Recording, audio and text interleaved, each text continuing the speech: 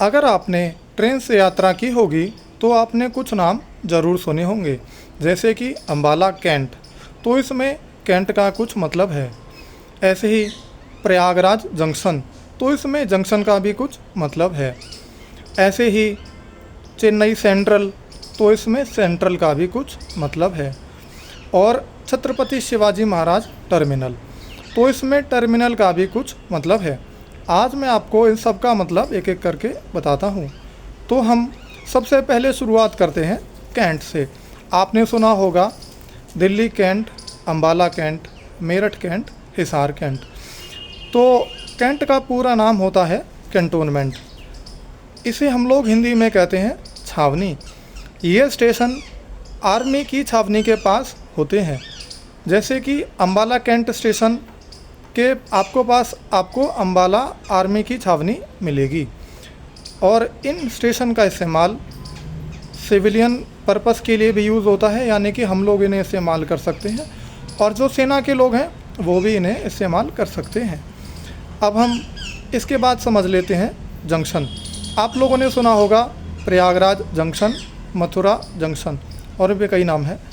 तो जंक्शन एक ऐसा स्टेशन होता है जहाँ से रेलवे की लाइन कम से कम 3 अलग अलग दिशाओं में जाती है, या दूसरे शब्दों में कहें तो ये एक इंटरचेंज के जैसे होते हैं। एक उदाहरण से मैं आपको समझाता हूँ। मान लो मैं दिल्ली से आगरा जा रहा हूँ मथुरा होते हुए। अब बीच में मुझे एक फ़ोन आया मेरे दोस्त का, उसने कहा कि मैं भरतपुर में हूँ और मुझे कोई समस्या है, तो आप मेरे पास आओ। तो फिर मैं क्या करूँगा, मैं मथुरा जंक्शन पर उतर कर मैं भरतपुर के लिए ट्रेन चेंज कर लूँगा। तो आप समझ गए होंगे कि जंक्शन का क्या अर्थ है और ये कैसे काम करता है। अब हम जंक्शन के बाद सेंट्रल समझते हैं। तो आप लोगों ने सुना होगा चेन्नई सेंट्रल, मुंबई सेंट्रल और कानपुर सेंट्रल। तो सेंट्रल एक ऐसा स्टेशन होता है जो किसी शहर का सबसे बड़ा और सबसे मुख्य स्टेशन होता है। यहाँ पर पैसेंजर की संख्या भी ज़्यादा होती है और रेल की संख्या भी यहाँ पे ज़्यादा होती है, यानी कि यहाँ से ट्रेन भी ज़्यादा गुजरती हैं।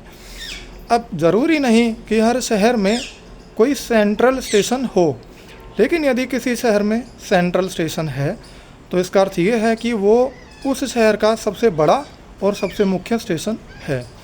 अब हम लास्ट में समझ लेते हैं टर्मिनल को।